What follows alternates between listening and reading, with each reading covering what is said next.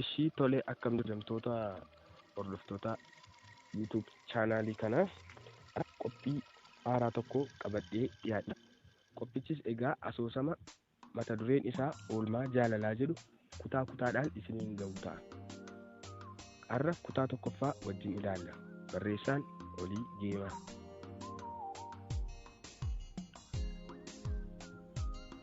Asoosama gabaabaa oolmaa jaalalaa kutaa tokkoffaa. Haati isaa dhukkuba dhiibbaa dhiigaan rakkootti kuftee kan mana isaanii utubee qabee jiraachisu Boonaadha. Boonaan mucaa amala qabeessa xiqqoo fuula kana keessa magaalaa fi qodaan isaa dheeraa ta'edha.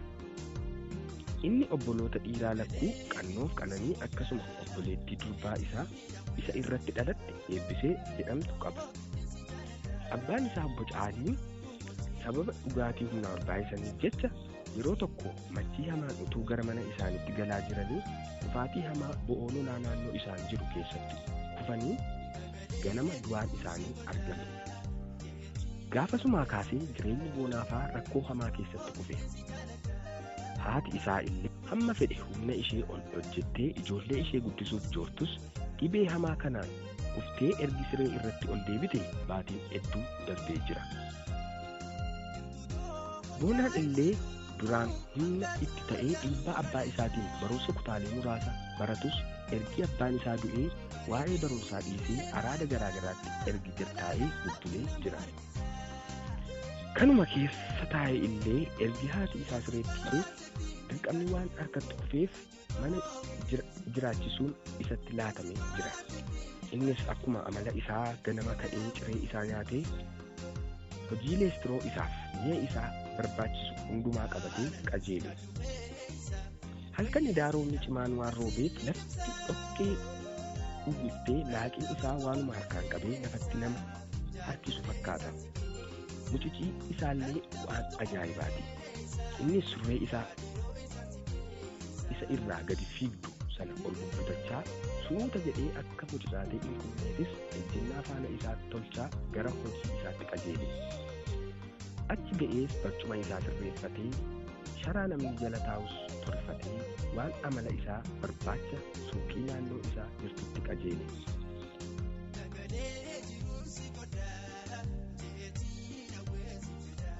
Dhaloota boo nan fide jedhe abbaan suuqii gaafa alaalatti isa argu.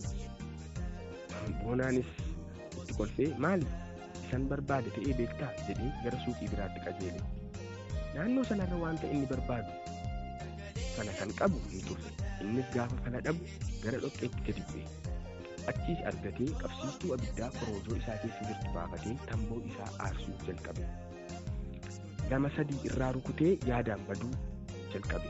Battalumatti sagaleen kolfan namaa gurra isaa seente.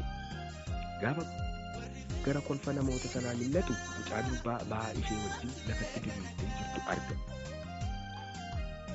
Gaafa gara kolfa namoota sanaa millatu mucaa durbaa ba'aa ishee wajjin lafatti diriirtee jirtu arga.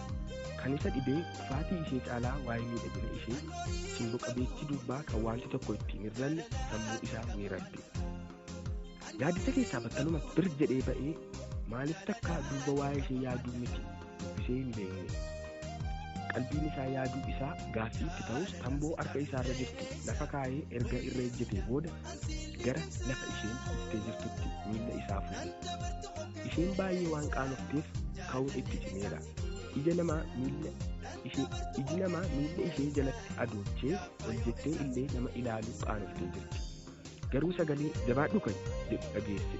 Gaafa ol jettee ilaaltu harka wayii gara isheetti qabee kan jiru dargaggeessi surree isaa harki irraa hin deemne tokko akka ta'e barte. Isheenis harki ishee waan badee jiruuf hirree ishee gaafa itti qabdu inni garuu harkuma ishee badee jiru sana qabee ol kaase. Isheen naasuudhaan itti haasa'uu hin dandeenye. Akkuma kaateen ba'aa ishee fudhachuuf gaafa jettu afachisiin fuudha jedhe. Ba'aa ishee saggoo isaarra kaawwate. Wal cina bu'anii deemuu jalqaban. Innis maali waanuma jedhu dha'u maal qaanoftaa haasa'i malee jedhee. Isheen deebii isaa malu dhiiftee dhugaa hedduu galatoom jetteen homaa miti Boonaan jedhama jedhee harka isaa itti qabe.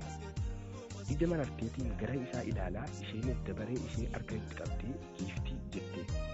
Oo dhugaa maqaa bareedduudha akkuma kee jedheen Boonaan. Giiftiin xiqqoo kofaltee kan keellee hedduu bareeda jetteen. Innis akka qoosuu wayii godhee maqaan koo moo ani jedhe. Ammas isheen kolfumaan itti fufte. Damman isaayyuu jette giiftiin. Boonaanis yeroo jalqabaaf haadha kootti aansee situ akkas naan jedhe. Utuma odeessanii mana bira ga'an isheenis galateeffattee booda akka wal argan himtee fi adda ba'an. Boonaan isa deebi'u haalli isaa namoota isa beekaniif haaraa ta'e.